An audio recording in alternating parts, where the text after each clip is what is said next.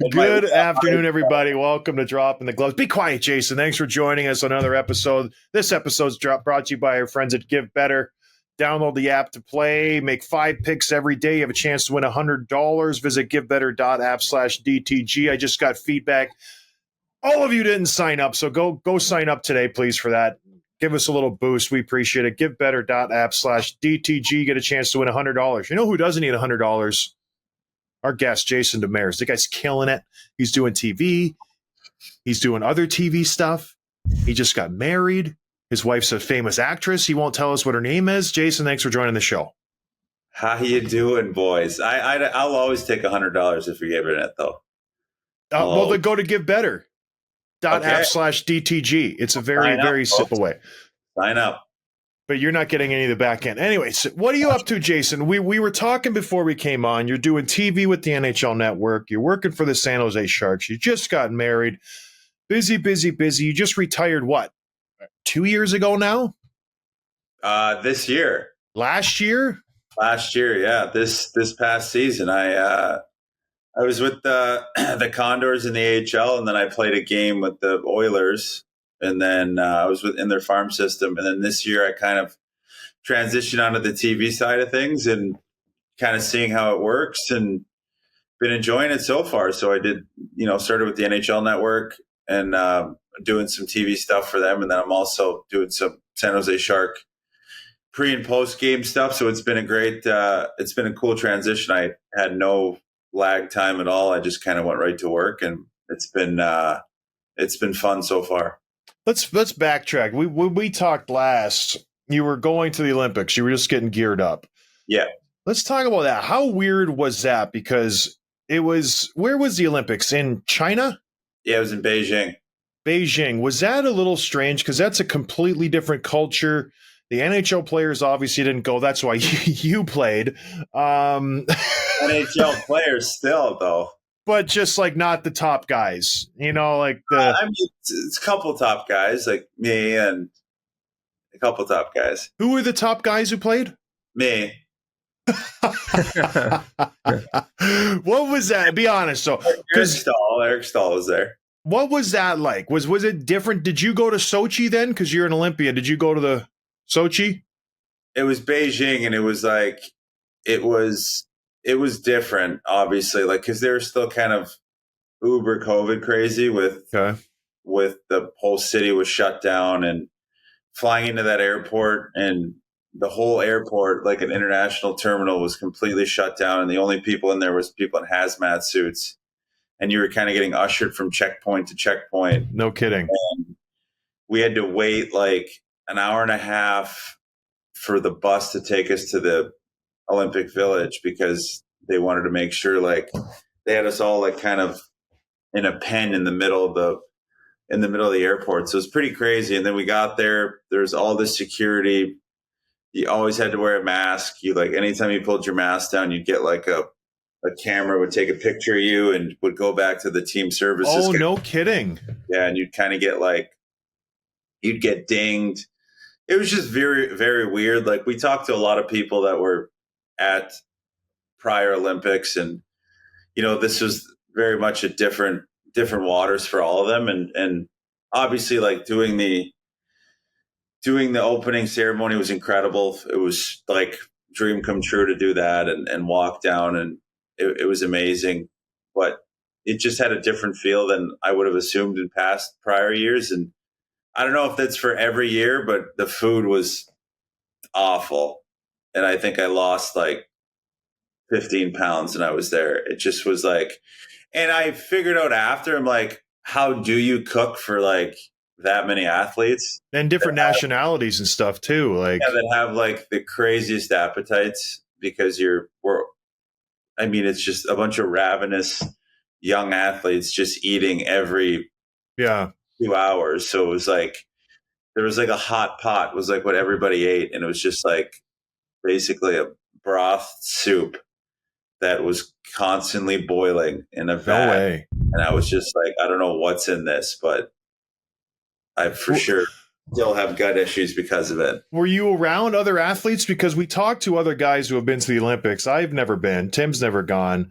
And it's just a party. Once you finish your event, you go out and you tear it up for the rest of the Olympics. Was there any like fraternization with anybody else?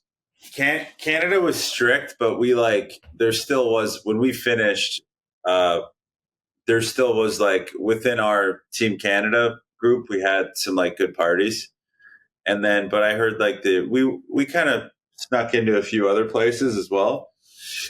But like the USA, I guess USA was throwing bangers and stuff, No but kidding. only for like the respective country. So, but yeah, it's like once you finish, you find alcohol somewhere and you go out and you drink and you kind of go watch the other events, which is pretty cool. We went to go see like Big Air.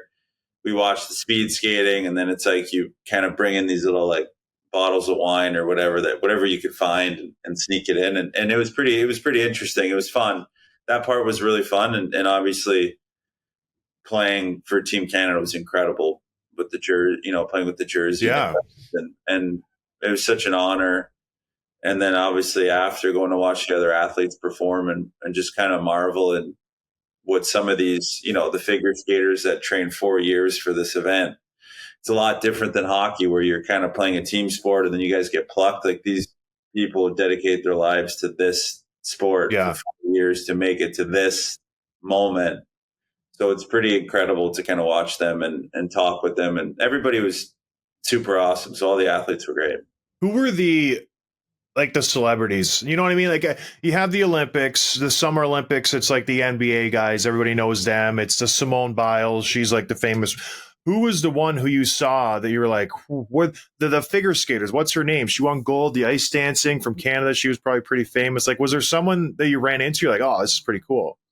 I ran into, like the biggest celebrity there, because it's like winter, was like Shaun White was there. That was his year. So it's like Shaun White's there. So everybody's, looking out for him. And for me, it was always I was fascinated by the speed skaters, like the short track, just because their legs are so incredibly big and they do this, like, it's actually crazy to watch it live. Short track, because like there's always a crash like almost every round, and they were going so fast. Like people don't realize, like it at home I'm sure it's great, but in person they're just whipping around the track. So, and they, the blade on their skate is like so long, and I'm like, how do people not cut themselves and things like that? And they go tumbling into the board. So that was pretty cool to see them. Obviously the funniest one was that American figure skater. I can't remember his first name, but his last name's Chen.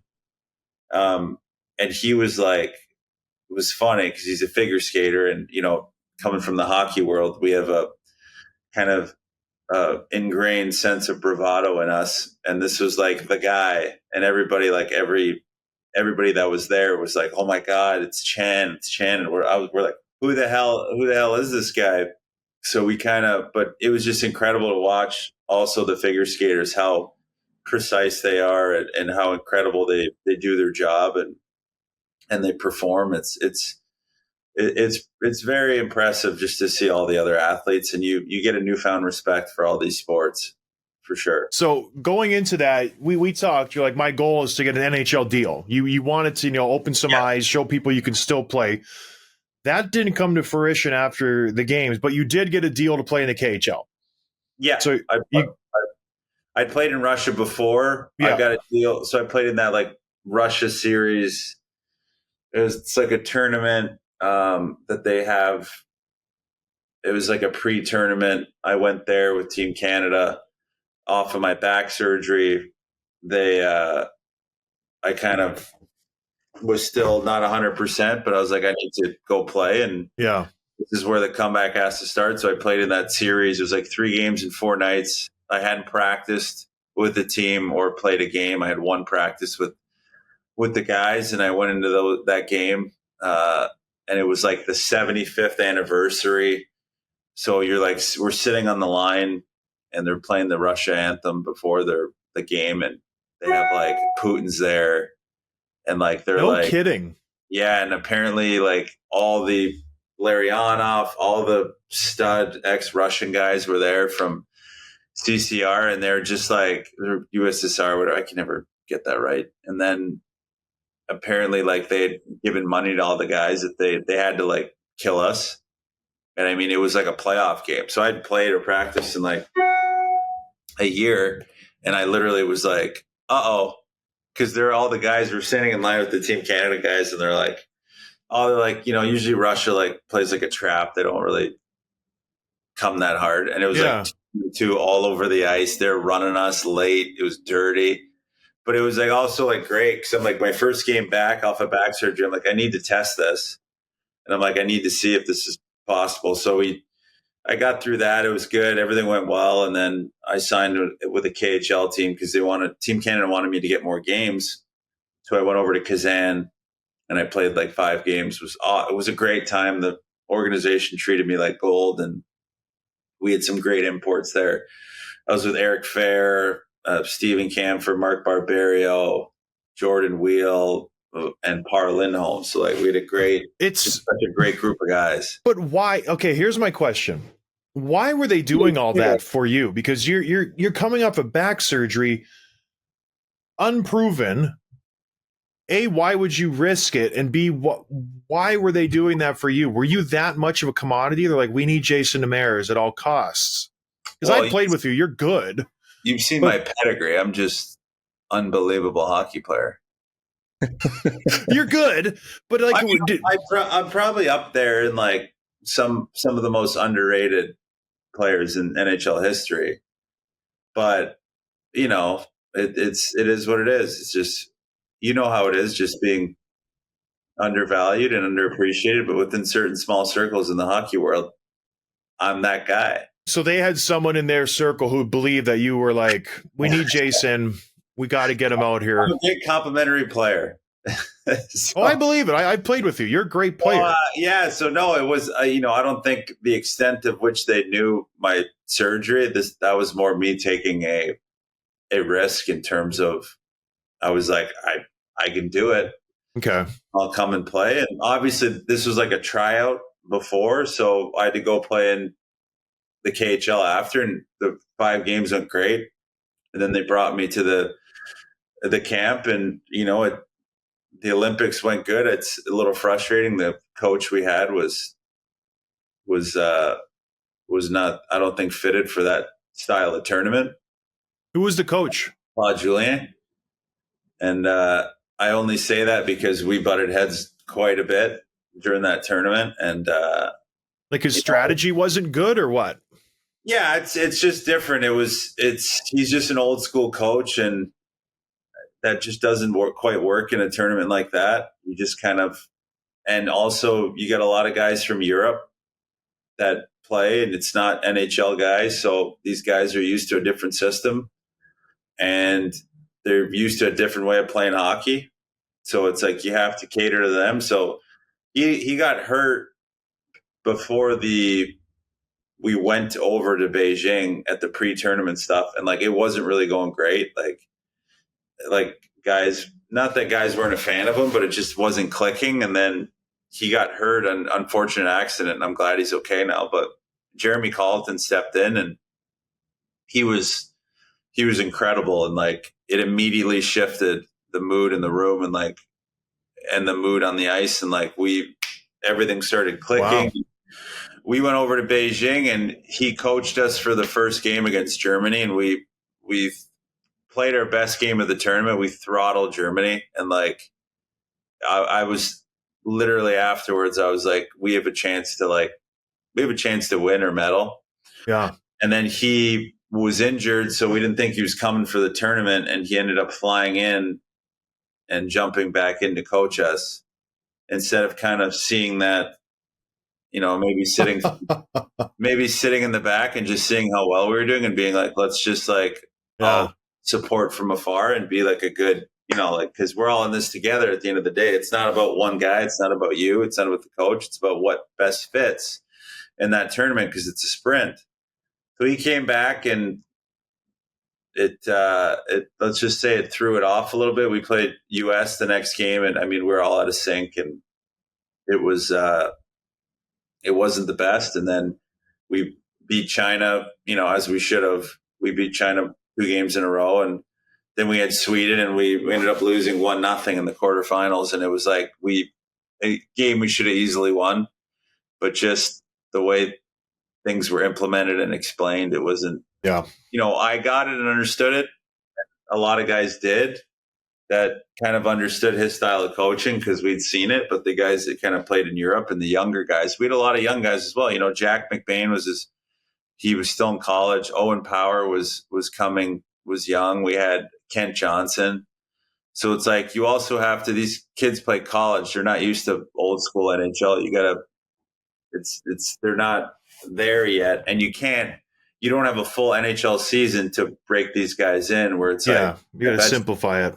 It's a sprint. So it's got to be very simple and very straightforward. And it was very complicated. And listen, we butted heads quite a bit, but I'm just glad he didn't die and divulge.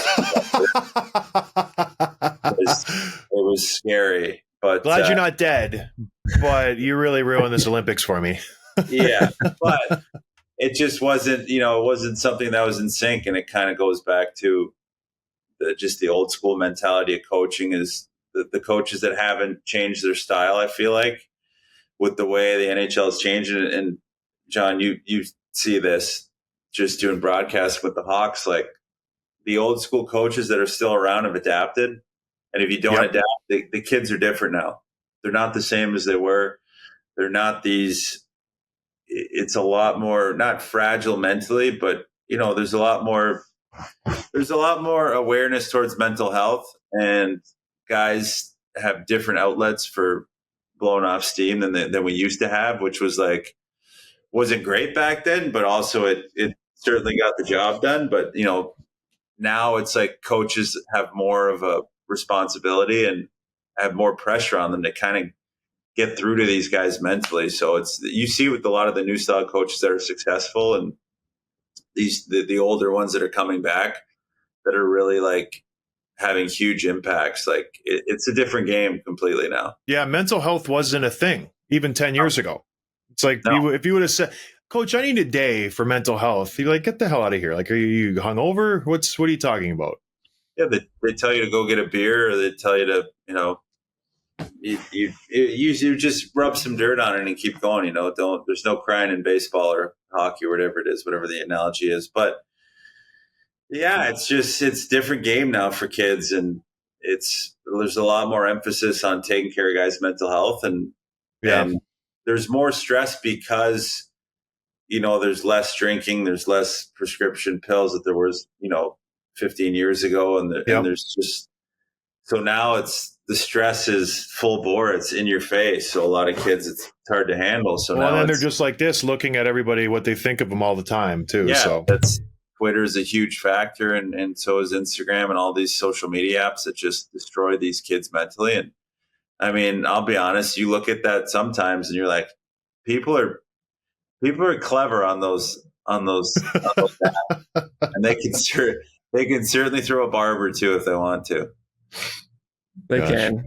So before we move on from the Olympics, I want to ask, maybe just clarify a little bit without going into too many details about in the X's and O's of how you felt that Julian wanted to run a system versus guys, the younger kids and Europeans that couldn't adapt to it. Like, what were the differences in playing styles and strategy? It's, he is that old school, the issue with him and I hate airing grievances, but it's just he would explain everything from A to Z he thought was going to happen in the game, so that if something went wrong, he can be like, well, I told you so. Instead of being like, this is where we're strongest. This is where we're going to lean towards today. Listen, this might happen, but like, if we play our game, we're going to be fine. Instead of kind of just diving through this like A to Z. So these meetings would take like 20 minutes before the game, and guys are like asleep in the room. And if something good went right, it would be like, well, it's all because of me. I did it. It's because of my system. And if it went wrong, it was like, well, it's because you didn't do it the right way. So he's like, I had you prepared. What's the problem? Yeah. So I believe in I love a detail-oriented coach. Like Todd McCullen's one of my favorite coaches. He's detail-oriented, but it's clear and it's succinct, and it's like to the point where it's like, if you do make a mistake, you know yourself, you're like, I did it. No, nothing has to be said. Whereas like when there's indecision and it's not taught the right way, and then you're like, well, I prepared you. It's like, well, you told us what was going to happen, but it's not like there was a clear and concise detail of what actually should have happened. So we butted heads on that a lot. And, maybe I was in the wrong and I shouldn't have voiced my opinion, but I just I always saw it as, especially with it's not that they don't know how to play the game in Europe, but it's just a different style of teaching. And, they play on the big ice. They don't play. And we were playing on American ice, and you have a lot of kids fresh out of college. Like they're playing a college system where, in the D zone, you close quick below the hash marks as the D man, but if that forward gets above the hash marks, you fold back in. The centerman takes the guy high, so you never have a D man that's up at the point. Yeah, and it just was not. It was one of those things. He explained it, and guys weren't getting it, and he kind of kept saying, "Oh, once we get it, it's going to be great." So just like, well, if you had half a season to work on it and like a bunch of practices, that's great. But when you need to win now. Whereas it's like in a tournament like that, you kind of got to literally, it's got to be clear in the sense of like the handoff needs to be known, or you have to go man on man potentially, and just kind of hope that you have enough of the personnel. But, I thought it was 1-0 against Sweden. It just was the feeling in the room when we lost was very much, we kind of let something slip that we could have easily meddled, and that was the frustrating part. That's tough. That's not on one person. It's not on Claude. It's on all of us, and Team Canada as a whole. So, we were all. It was just all very frustrating. It sounds like it's on Claude Julien. That's who it sounds like it's on. I mean, we could. I don't want to point fingers, but no, it's on everybody. And listen, it's a team sport for a reason. It's just those are, you just try to all be on the same page. So it's like when you're not on the same page, and it doesn't work out, it's just that much frustrating. You've been on good teams, John, where it's like you see it and you're like, it could be so good, but it's not clicking the right way. And it's when we were on San Jose, we had an incredible team, and it's just the most frustrating thing. Unraveled. Yeah.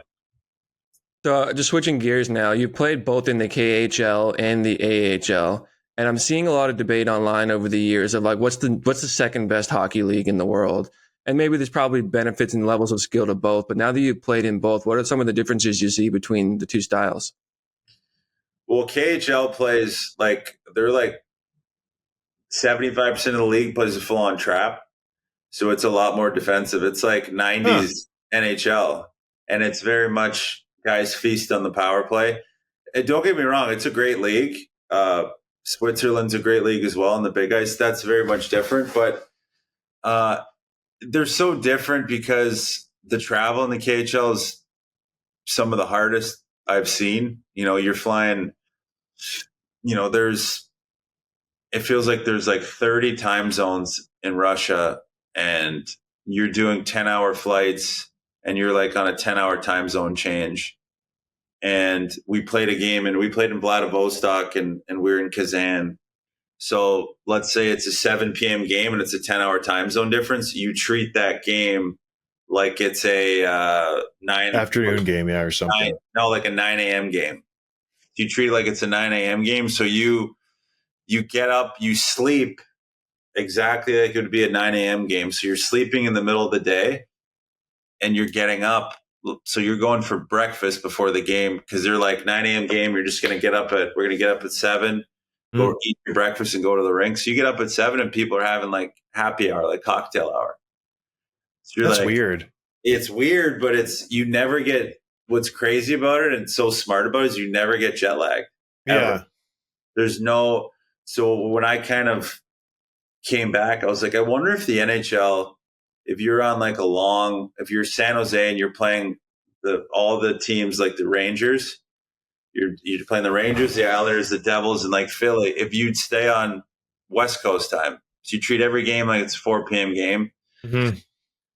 And I was kind of kicking it around. I was like, I wonder if that would like actually work, or even in the playoffs, like in the finals, if you were to stay San Jose in the finals playing against New York, if you were to stay on East Coast time and like not do that, switch over, it probably would work because it makes sense.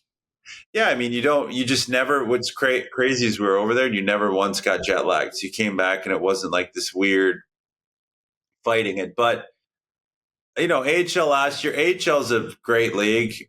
It's an incredible league in terms of there's more youth in there than there's been in the past. Like it's a lot more young guys than when I started.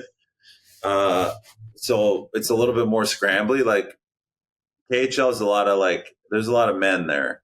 It's like guys that are like 28 and up. So it's a different style of hockey for sure. But, I've kind of told guys for years, I'm a big advocate. Like if you're struggling in the AHL and you see yourself as like a career AHLer, like go overseas and play, make some money. You can make really good money and the hockey's really good. They treat you really well. And I'm just like, instead of kind of grinding it out in the A for 12 years, you can live a good life out there. The hockey's a little bit, you go play in Switzerland. It's not as physical. You sleep in your bed every night.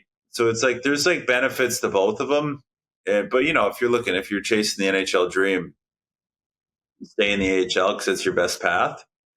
But yeah. Well, you were chasing your dream. And then after Russia, you signed a PTO with the Oilers. So yes, did you know that this was obviously the opportunities were getting short? Did you have any other options other than Edmonton to go to, or was this the best opportunity? I didn't have anything, so I called Jay Woodcroft and asked him for a chance to go to camp, and went to camp, and it went really well. And they asked me to extend the PTO in the AHL, and kind of told me initially that like, oh, you're kind of first call up, and if somebody gets hurt, and what's funny is that year, none of their D got hurt. I think almost all 5 played like 82, which is no kidding, which is incredible. And one of those funny things. So I stayed down there. I had a great experience, being a mentor to a lot of the young guys, and their organization as a whole was great to me. And early on, I think I was like a month in to the PTO, and the Rangers asked if I wanted to come do a PTO with them and be their first call up. And that was like a tough decision. And, hindsight being 2020, I was like, oh, I would have played in New York 100% last year, because I know they brought up Ben Harper for a while, who was down there. They ended up kind of bringing Ben Harper on afterwards. So how does that work? You had a PTO and you were playing with the Condors, and they still could have signed you because you weren't on a full contract? So you're like, because the PTO is like month to month. So okay, I was getting to the end of it, and I was like, listen, like I'm either sign me or don't. Like at that point, what's funny is like every D on the Condors, we had like 3 guys get hurt. So we literally were like, it was like we were playing. I was playing a lot of minutes. Yeah. At an age where I was like, I didn't really want to be playing 25 a night. So my body was just on AHL travel. So like, it was great. It was fun to kind of be the guy a little bit and enjoy that time. But I was like, listen, I'll give you 16 to 18. Yeah. So I'm like, not much more than that afterwards. So what happens then? Ranger, they come knocking, and then you just kind of force Edmonton to. Yeah, my agent at the time was just like, Rangers kind of called the Rangers, because he's like, if they don't sign you, we're going to look to put you somewhere else. So I would have continued my PTO, because they could then sign you to another PTO. Yeah. For another month. So they would have brought me in, and in hindsight now, I would have been like, I probably would have been up with the Rangers, but I wanted to stay. I thought the Oilers, loyal. I wanted to be loyal to them in the sense of they gave me a chance and were giving me a look, and they ended up signing me after that for the year. So it's good. Worked out. And so then talk about that one game, because I did the same thing with Montreal. My last season, I was in the AHL, and the GM for the Canadiens called me, and he says, hey, we want to call you up to kind of do you a favor, pick a game, and you can come up to Montreal. You were sitting at $699. Did Woody call you and say, hey, Jason, we want to, get you that 700, or how does that work? Well, I kind of went into the season trying to get that. that was kind of my goal from the 2 years prior with my back surgery. And hadn't I not gotten back surgery, I probably would have never been in that situation. Yeah. So, but that was kind of the goal from the start, was to get it. So they kind of knew that, and we were kind of getting down to the end of the season, and I was like, they might have forgot. And, they were in a playoff hunt. So, and they had told me I was going to get called up at one point, and then I got a concussion. I got injured. So, and then they obviously, which worked out great for them and great for that kid who's really taking the opportunity and ran with it. Vincent Desharnais ended up getting called up over me because I was out, but he's been phenomenal for them. And he's such a great fit, and he's such a good kid. So I root for him so much, and I'm so happy to see him. He puts in so much work. So, him getting up there was the right fit for them, and it's worked out great. So, but we're kind of getting to the last month or so of the season, and we're in San Jose playing the Barracuda. And I always kind of tell the story. It's funny. I kind of look down the bench, and it's a back-to-back. I'm exhausted, and I'm kind of like, this league it was kind of one of those, the dog day area. And I was like, I don't even know if I'm going to get this, and what's going on. And I look down the bench, and I see Dan Boyle sitting there, and he's giving me the finger in the crowd. And I'm with kids, and I'm just like, Boiler? So I'm laughing. So he texts me after the game, and he's like, what are they doing? Are they going to give you your 700th? And I'm like, I think so. I have no idea. So we texted Woody, and whether he was one of the determining factors, but he texted Woody hey, give this guy his game. So whether he was one of the factors for that or not. There was 3 days later, they brought me up, and there was in San Jose, which was great. It was a full house. It was their last home game. It was a great. They gave me a good shout out on the Jumbotron. All my family was there. Oh, cool! It was awesome. My niece was there. My now wife was there, and it was just an incredible experience to have that. And as a player, you don't really not many guys get to choose the way they go out. And it's kind of a privilege to be able to choose where you go and what you, and the way you say kind of bye to the game. And so for me, I'm super grateful for that. So it sounds like at that point you knew you were going to retire after that season ended.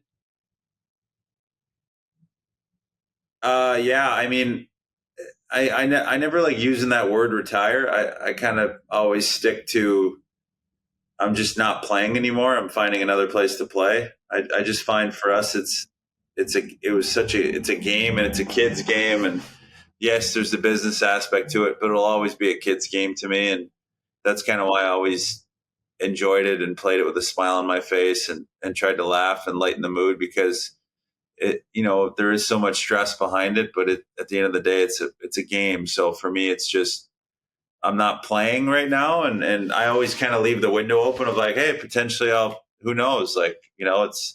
I'm 35. It's not in the realm that, who knows if one day I wake up and I'm like, let's give it another go. Let me go play somewhere else in Europe or something like that. So I always leave the door open now to say that the percentage is very slim, because I'm enjoying my TV time, and I'm enjoying being in the ivory tower above all, and kind of getting to do what I want and talking shit and talking crap. You see Jumbo around the way at all? I saw him last week when I was here. What is he up to? Is he kicking the tires? He's getting his jersey retired soon, right? I can't wait. That's next year, and I'm making sure my schedule is clear to play in that. And he's going to have a game? I think he'll do kind of like what they did with Patty Marleau, that alumni day before. So that'll be fun. We'll have to get you out and get some skates on you. I know I only played with you guys for a year, but I feel like I left an imprint, an indelible mark. You did. I think your jersey is retired up in the Barracuda and the TCU. I always say the year I had the most fun was the Sharks. I don't know for what reason. We had a good group of guys, and we just really got along well with you and Mike Brown and Jumbo, and it was just a fun time, right? Tim, you would have loved it. It was a good time.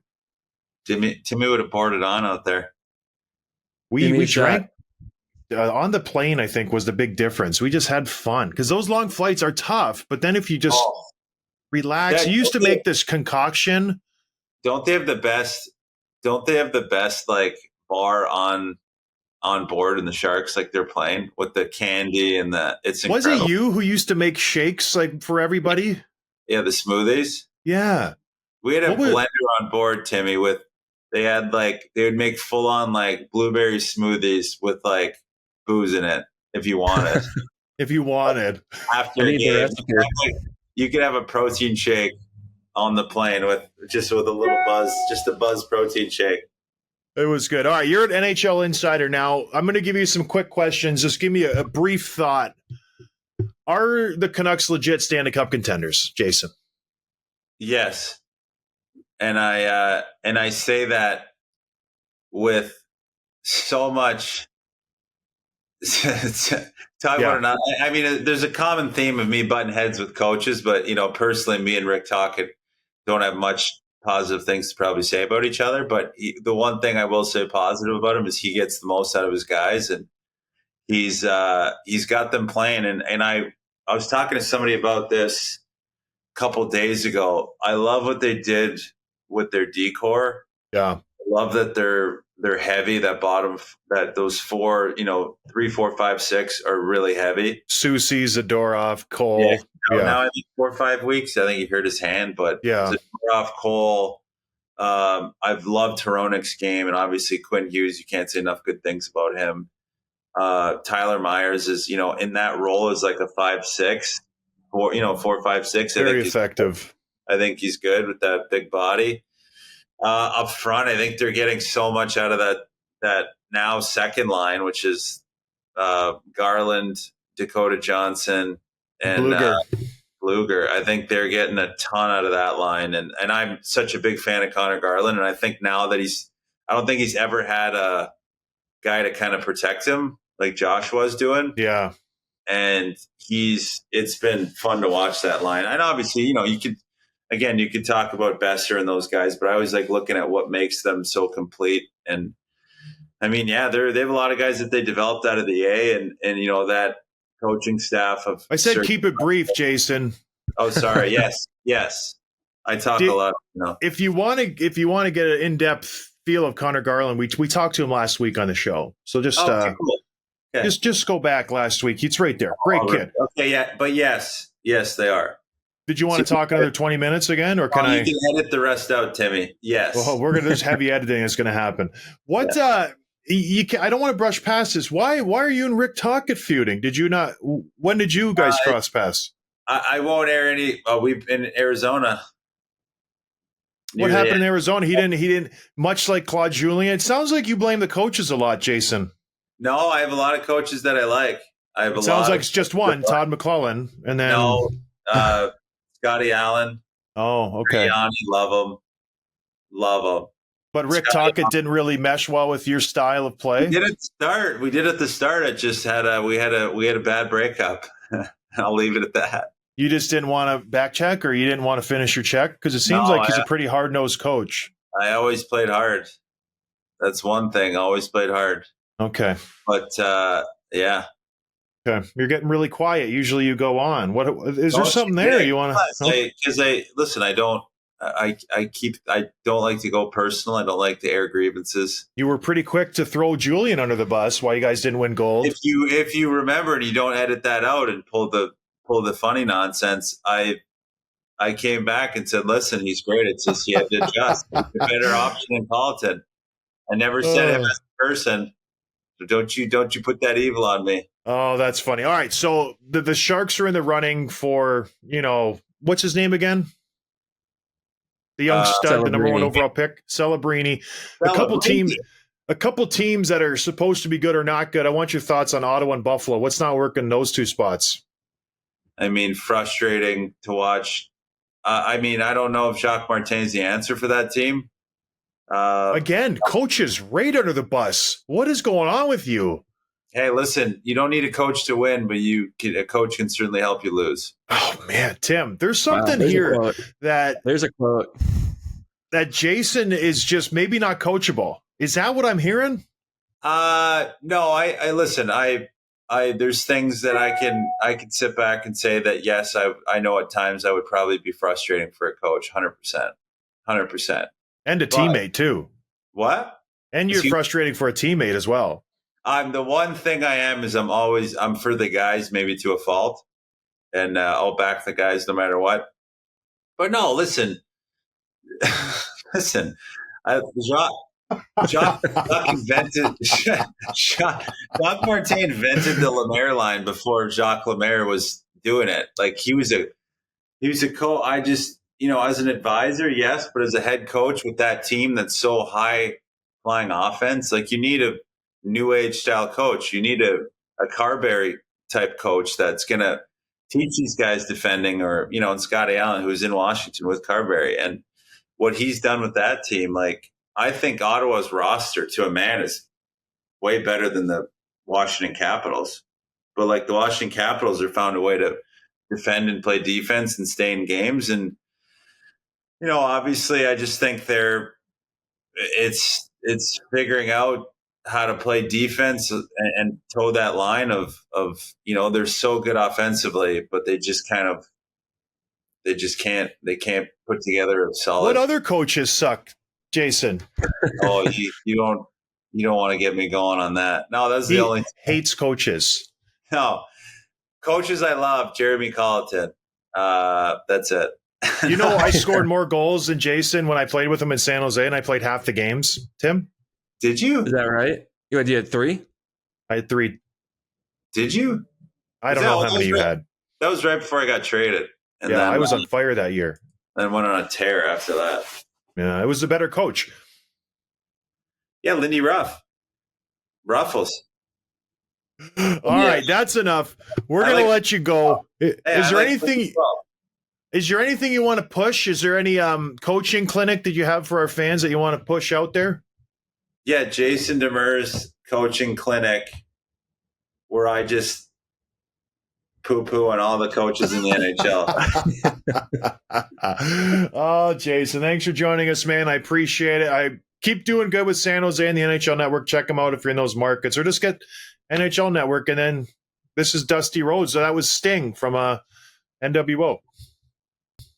And DDP too. All right, everybody. Thanks for listening. Cheers.